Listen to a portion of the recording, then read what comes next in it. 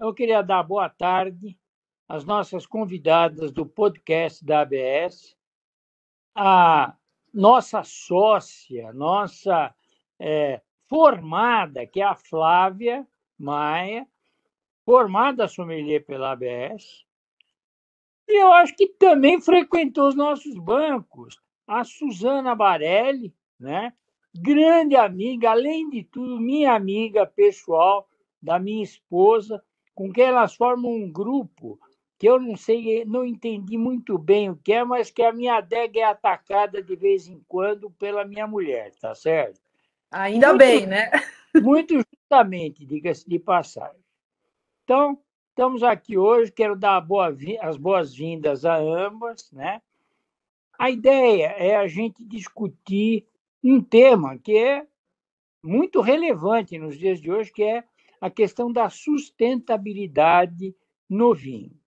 Então, eu queria ouvir a opinião das duas, né? E eu vou só intervir para fazer perguntas para as duas. Então, eu passo a palavra a vocês para que vocês possam dizer qual é o pensamento de vocês. Eu acho que a questão da sustentabilidade é uma coisa que está assim, em voga, é um assunto urgente no mundo todo, né? Tanto para consumidores quanto para as empresas. Mas eu acho que a gente tem uma série de dificuldades sobre esse assunto. A primeira delas são as certificações, que são várias, né? E a gente aqui no Brasil não tem um órgão que regulamente isso. Tem, doutor Mário? Se eu me corrija se eu estiver errada? Eu não sei se você tem nem na Europa, porque há uma briga enorme lá na própria Europa entre várias associações, né? Então, eu conheço, por exemplo, a Demeter, enfim, tem várias associações, cada uma com um tipo de exigência. E você, Suzana, o que você acha? Bom, primeiro, eu acho que, como a Flávia falou, eu acho que é um tema urgente, é um tema que está em voga, mas mais que está em voga, é um tema muito importante no mundo do vinho. E eu só queria antes fazer um parênteses, que é o seguinte: eu fiz todos os cursos da ABS, a questão é que cada vez eu nunca consegui terminar todas as provas. Porque ou ia viajar, ou tinha fechamento de jornal, e É isso o aí. Arthur até É brinca vida de, comigo. É vida de vida de jornalista, é complicado. jornalista. A gente não é dono da nossa agenda. Então, É assim, isso mas eu me mesmo. orgulho de falar que eu fiz vários cursos na ABS, fiz quase todos, eu só não fiz o sommelier prático ali, o resto acho que eu fiz todos. E o que eu vejo, assim, como jornalista, a gente vê assim, que as vinícolas têm uma preocupação com sustentabilidade. Na verdade, assim, só que assim, não tem. Eu comparo um pouco o vinho, se a gente pensar no vinho natural. É, Agora está começando a França a tentar regulamentar o que seja um vinho natural. Mas você não tem um conceito universal do que seja vinho natural, né? Que é um microcosmo, é uma coisa pequenininha, né? Aí quando você põe em sustentabilidade, tudo bem, você tem um monte de regras, você tem aquelas ISO, você tem, mas não tem uma certificação ampla. Você tem assim, você certifica a pegada de carbono, você certifica. São coisas pontuais e não tem o todo do sustentável. Agora, eu acho assim que do jeito que a gente está estragando o nosso planeta, e de diversas razões, e a sustentabilidade é uma coisa muito importante, é um conceito muito importante, e acho assim que cada região ou cada vinícola ela vai na área que ela consegue fazer. Porque, por exemplo, você pega assim, por exemplo, o produtor nacional, ele fala, eu não consigo fazer vinho orgânico, né? Mas então vamos tentar fazer com o menos agrotóxico possível. Tem produtores que vão nesse caminho.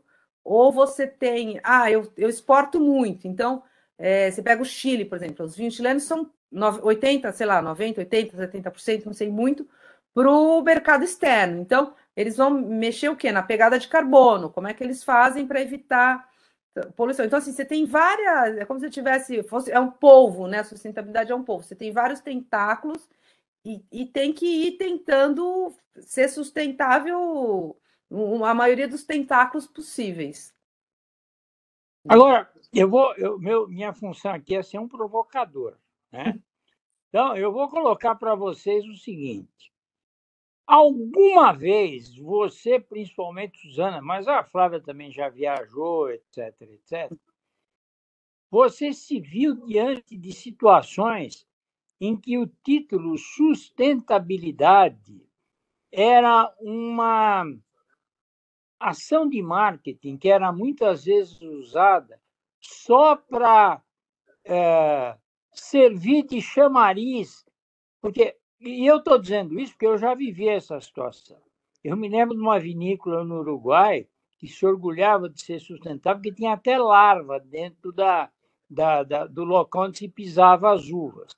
Ou seja, não era sustentável, era anti-higiênica Exatamente, mesmo. faltava higiene ali. Então, como é que a gente pode fazer, Suzana, Flávia, para fugir dessa armadilha? É óbvio que todos nós queremos que o mundo no futuro, para os nossos netos, seja melhor. Esse é um desejo que eu acho que só um imbecil não teria. Mas como fugir dessa armadilha? Porque eu sinto que, às vezes, isso pode se transformar numa armadilha. E eu vou colocar mais uma coisa para vocês. Como fugir da questão do dinheiro? É muito fácil você ser a favor da sustentabilidade na Alemanha, porque lá eu pago o triplo do dinheiro e é facílimo. E eu acho que é assim mesmo, tem que ser caro. E aqui no Brasil, como é que a gente pode fazer? Que tipo de resposta a gente pode oferecer para aqueles que querem esse tipo de coisa? Eu acho que a primeira confusão que a gente tem, por exemplo, você pega um rótulo que sugere que é um vinho verde, e muitas vezes ele não é, a vinícola nem tem práticas sustentáveis. Enquanto existem outras que estão nesse caminho e por questões burocráticas estão emperradas para receber a certificação. Eu acho que a questão realmente é muito grande, né? A gente precisa mesmo é de consciência ambiental em todos os sentidos. Mas a gente precisa também de incentivo do governo aqui, né? Porque produzir vinho no Brasil não é fácil, né? Não é. Então, Não é fácil. não é. Mário, eu acho o seguinte, primeiro assim, a sua pergunta, se a gente. Eu já encontrei várias, assim, eu lembro uma vez que estava visitando uma vinícola na Argentina, esse vinhedo aqui é orgânico. Aí, assim, era o vinhedo de entrada da vinícola, onde era no meio do estacionamento dos carros. Era uma coisa assim que você falava, tem como ser orgânico nem aqui nem na China, entendeu? Mas saía lá vinho orgânico, né? Então, assim, tem um marketing muito grande, né? Não, fora o fato que você está citando, mas eu posso ser verdadeiramente querer que a minha vinícola tenha práticas orgânicas, sustentáveis, mas o meu vizinho de cerca usa o pior agrotóxico possível. Então, eu não vou conseguir escapar disso. Como é que faz? Não, não faz, né? Você tem, se Não a gente faz. não faz, você pensar, tem uma questão na campanha gaúcha que é muito séria, porque do lado é tudo grande produção, né? Grandes monoculturas de que não é vinhedo. Os aviõezinhos passam pulverizando e aquilo obviamente chega no vinho, né? Então, né, como é que você faz, né? Você tem que brigar com o poder econômico, não é fácil, não é fácil e não é fácil. Mas eu acho assim, tem gente que está tentando e está batalhando. Agora, eu acho que você está falando assim, a gente vê, e acho que a Flávia já pegou, o Mário até mais que eu, muitas vezes o sou vinícola sustentável, o sou orgânico, é marketing, entendeu? Eu lembro muito, eu comecei a escrever de vinho, quando eu decidi que eu ia escrever de vinho, foi tipo na virada do ano 2000. E eu lembro que eu trabalhava no Valor e tinha uma revista chamada Estampa. E eu fui fazer uma matéria de biodinâmico. E alguém me falou que o Romanée Conti era biodinâmico. Isso 2000, 2001, faz muito tempo. Eu mandei um fax para o Albert de Villene, que eu me arrependo até hoje de não ter xerocado e guardado isso, perguntando se era verdade que eles eram biodinâmicos. E ele respondeu que sim, eles eram biodinâmicos, mas eu perguntar, mas se é verdade que vocês são biodinâmicos, por que vocês não divulgam? Aí ele falou, porque não é essa a questão. Eu faço vinho, o fato de eu ser biodinâmico, a questão não é, eu quero fazer um vinho de qualidade, né? Então, assim, são Eu, princípios de eu acho que algumas. você trouxe uma resposta muito importante à questão, que é a seguinte: talvez a resposta seja quando as pessoas conseguirem entronizar esse desejo como algo que não necessite ser divulgado. Ele faz aquilo porque ele acredita naquilo, porque ele, aliás, como você vê, 60% hoje dos produtores na França fazem lutte raisonnée, utilizam práticas biodinâmicas sem divulgar para ninguém, Sim. porque eles acreditam que eles estão fazendo o melhor para o filho dele, para o neto dele e assim por diante. Então, mas o que a gente sabe é que, assim, tem as pessoas que fazem assim, e tem as pessoas que fazem assim, já que estou fazendo, vou divulgar. E tem as pessoas que não fazem assim, mas divulgam que Fazer assim. estão fazendo assim, né? Exatamente. Né? É. Você acha que a maioria está em que categoria? Essa é uma pergunta difícil. Quem que está Prometedor. aproveitando a onda? Eu não sei responder, eu não me faltam dados estatísticos para isso, né? Não tem. Não Mas dá. a gente confia que tem um monte de gente fazendo esse tipo de coisa. Eu espero que estejam.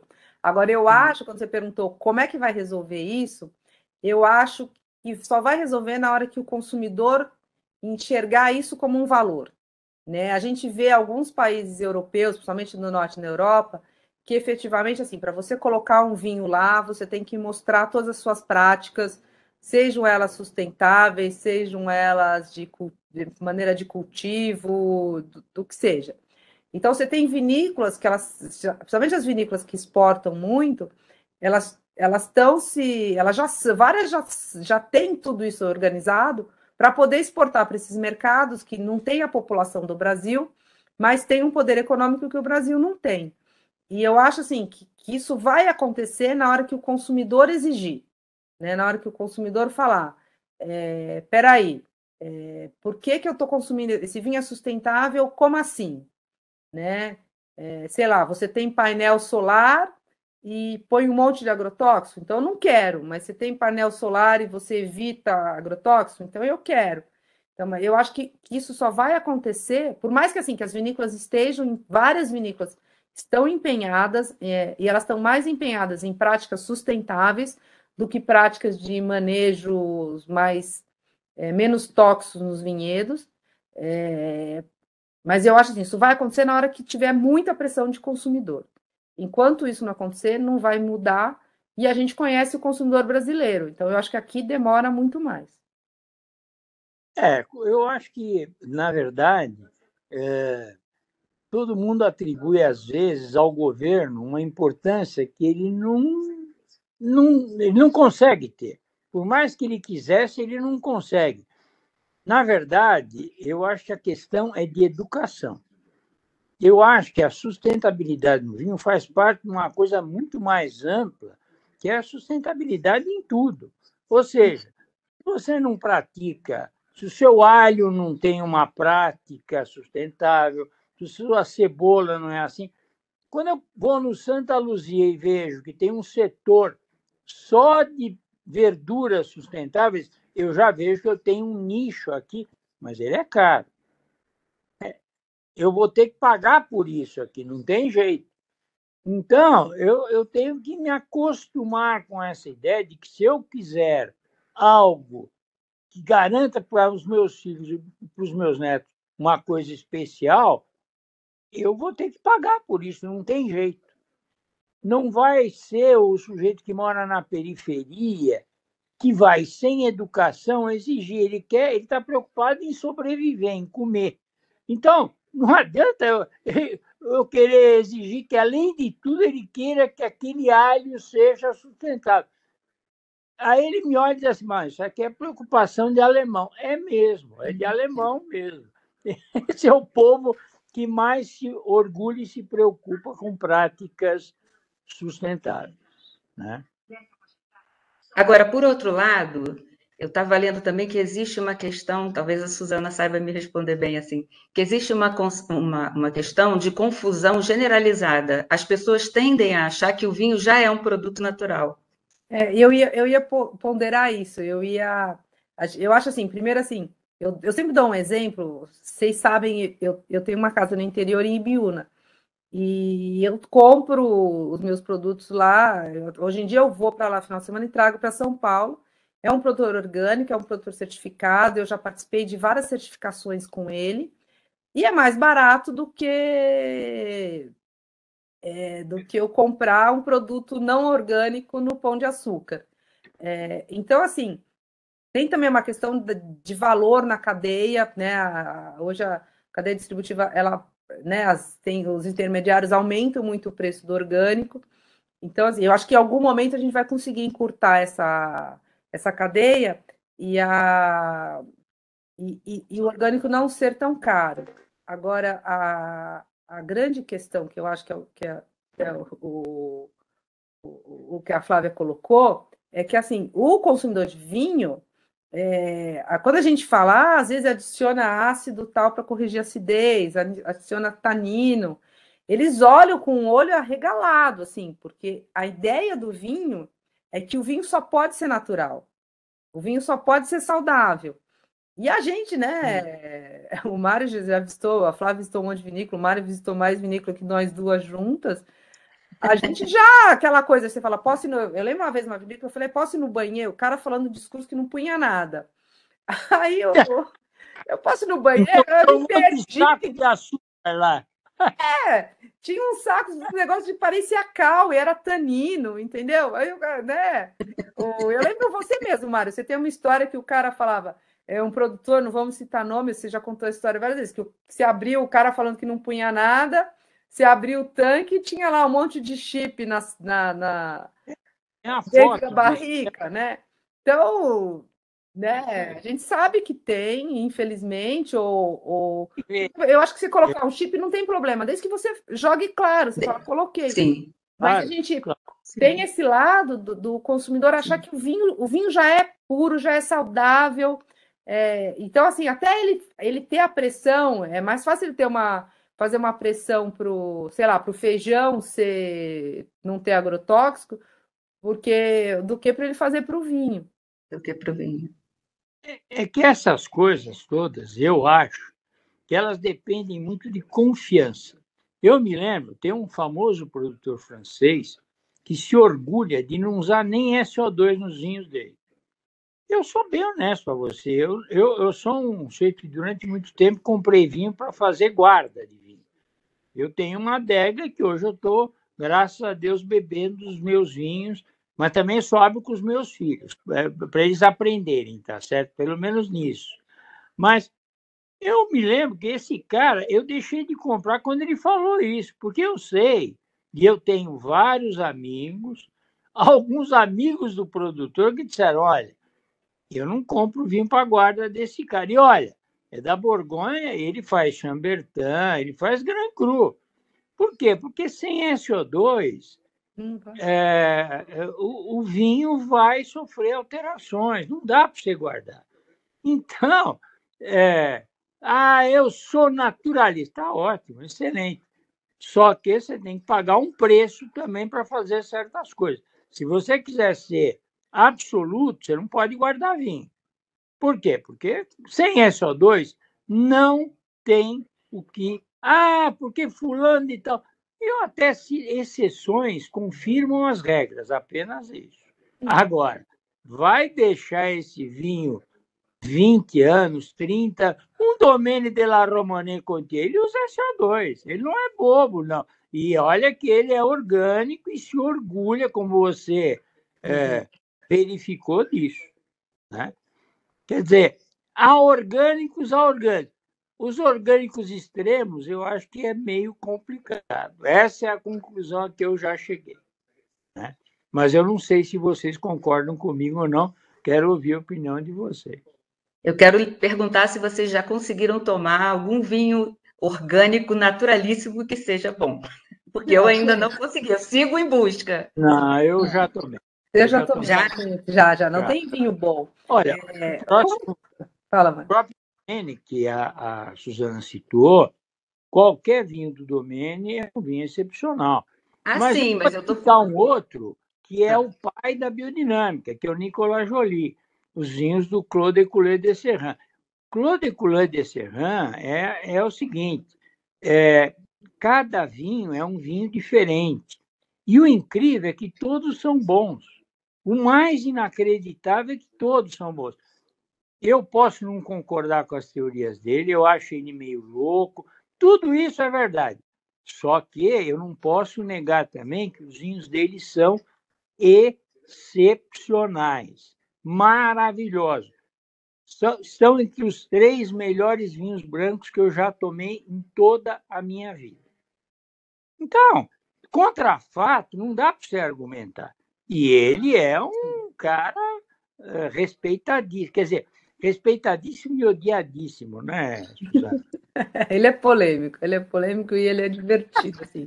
Conviver com ele, então, eu lembro uma vez, o Mário, acho que você estava nisso, tinha um evento que não existe mais, chama Pedra Azul, e uma vez nos antigos, eu tive a oportunidade de subir com ele do aeroporto de Vitória até Pedra Azul, em Espírito Santo, e fui conversando com ele e tal, e a gente chegou no hotel, o recepcionista não falava inglês, eu fui ajudando ele no check-in e tinha que pôr uma pulseira.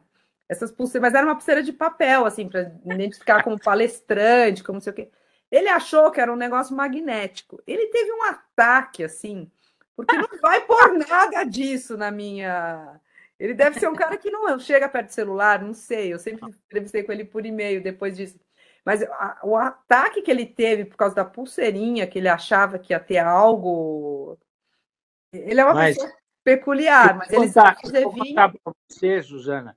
Nós fomos visitá-lo com a ABS. Uhum. Isso me impressionou muito. Ele é um cara extremamente observador. Ele adorou a visita da ABS. E nós estávamos em 20 caras. O Vasconcelos, meu grande amigo Vasconcelos, que estava presente, arrumou uma almofada e se ajoelhou para tomar aquelas palhaçadas que ele faz, porque o vinho dele só podia ser tomado de joelho, aquelas coisas de louco. Ele adorou. Falei, puxa, mas com essa bagunça, o que o senhor deu? Ele falou, não, porque vocês se concentraram em degustar o vinho. Vocês não se preocupavam com o charuto, como os americanos, com a fotografia, como os japoneses. Vocês estavam interessados era no vinho mesmo. E o que eu falei para vocês, vocês ouviram. Ou seja, você vê que a preocupação do cara é que você dê atenção ao produto que ele está fazendo. Sim. Esse é o objetivo dele. Então, você pode falar o que você quiser dele, mas que ele é uma pessoa que eu admiro. Eu traduzi o vinho dele, já tive grandes brigas com ele. O único livro que a editora que eu e o Arthur tivemos, de curta duração, que nós traduzimos, foi Do Céu à Terra, do Nicolas Joly. Eu sei, eu tenho. Outro dia eu tenho. Outro dia eu cruzei com esse livro aqui. Exatamente, é o único. Pode guardar, porque é uma raridade. Eu tenho e eu li. Então, exatamente. E eu acho que quem traduziu é o nosso secretário hoje, que é o Marcelinho, que é o secretário da ABS. Muito bom. Bom, mas pode parecer, mas nós estamos conversando aqui faz 25 minutos. Portanto, eu queria pedir para vocês, está na hora da gente se despedir, porque, como eu disse, o assunto é ótimo, maravilhoso, vocês são encantadoras, como sempre, mas nós temos que estabelecer um limite, porque vocês sabem que a internet é cruel. Então, eu vou começar com a Flávia. Flávia, eu queria que você se despedisse, que você passasse uma mensagem, uma impressão final sobre esse tema que a gente trouxe. Então, quero agradecer o convite, adorei conhecer a Suzana, porque nunca tinha falado assim com ela. Acompanho, mas assim presencialmente, né? Mesmo que virtual, nunca. Doutor Mário, terminei o curso tem um mês que eu recebi o diploma. Ainda tem muito que aprender, muito que mas foi degustar. Oi? Foi Um aprovado. louvor. Muito Com bem. É louvor. o mínimo, tá certo? Lógico que E assim, no eu acho módulo que. 3 ninguém é reprovado no módulo 3. Mas a gente precisa aprender, não fazer o curso para passar de ano, né? Mas é que Somos adultos, no né? módulo 3 é porque gosta de vir e quer encerrar um trabalho que começou, né? E aí a gente É. fica encantadíssimo com a degustação de água mineral. Como pode uma pessoa que quer estudar vinhos ficar tão encantada com a degustação de água mineral? Que eu já fiz Ahá! aqui, na minha casa, Atingiu outras. meu objetivo! É Muito muito bom. interessante, mas precisa ter uma evolução de treinamento para isso, Isso, né? eu consegui provar que você é capaz. Que quem chega no módulo Sim. 3 é capaz de degustar água mineral. Na verdade, não é É. para teste, é para você mesmo que você tinha que provar o que você provou.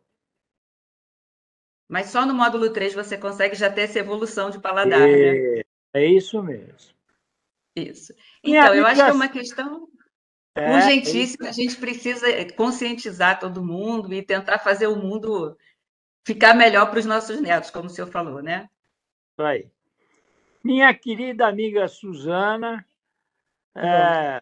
qual é a mensagem que você quer que eu transmita para a sua amiga que não está aqui presente, porque, como sempre, foi pegar os netos em algum lugar? Bom, Flávia, primeiro prazer enorme falar com você, que a gente nunca conversou. O que eu queria saber para o Mário é assim, como eu faço para ser filho dele e provar os vinhos com ele, já que eu já sou muito amiga da Eu mulher também quero. dele.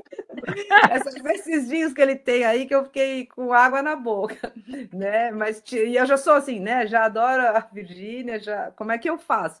Mas brincadeiras à parte, primeiro, super obrigada pelo convite. Eu, né, me sinto honrada. Eu um dia vou fazer as provas da BS, terei o nível 1, nível 2, nível 3. Alguns níveis eu até fiz a prova, é que eu acabei não indo e aí a vida vai Você levando tira de outros letra, rumos. tá Oi? tranquilo. Você É, não, tira de letra. não, eu sei, eu só preciso fazer. Quer dizer, eu espero, né? Não é que eu não sei, que eu sei, eu espero, mas eu só preciso fazer. Mas eu acho que assim, a gente tocou num tema que eu acho que é uma conversa que a gente está começando e que ela vai estar aí nos próximos tempos, nos próximos anos. Eu acho que a gente tem um planeta que a gente precisa cuidar. O vinho, a gente muitas vezes esquece que é uma monocultura. Monocultura não é o natural, né? Por mais que a gente ame vinho, mas assim, não é o natural em qualquer lugar, você tem um dano para o meio ambiente. E eu acho que o interessante assim, que a gente vê, eu vejo um número crescente de vinícolas. Eu não sei se é uma preocupação genuína ou se é uma preocupação para ganhar mercado, ou se é uma preocupação por marketing, mas o fato é assim, há uma preocupação em ter uma viticultura mais sustentável, seja na vinícola, seja. Tem toda a questão de água, por exemplo, que é um tema que a gente não colocou aqui, mas elaborar vinho gasta muita água e a gente tem vários problemas em lugares que estão faltando água. A água é uma questão para o futuro. Então, assim, eu acho que, independente da razão que leva a vinícola a ter uma preocupação, seja orgânica, seja biodinâmica, seja sustentável, é um tema que está aí e é um tema que eu acho que cada vez mais vai ter mais consciência das empresas, e eu espero que elas façam isso mais por acreditar que é o caminho do que por marketing. Mas também, se fizer por marketing e estiver fazendo e o efeito for positivo, também está tudo certo, entendeu? Tá. Eu quero mais que façam, entendeu? É Muito isso. E bom. agradecer a oportunidade de conversar com vocês dois. Não, eu que agradeço a presença das duas.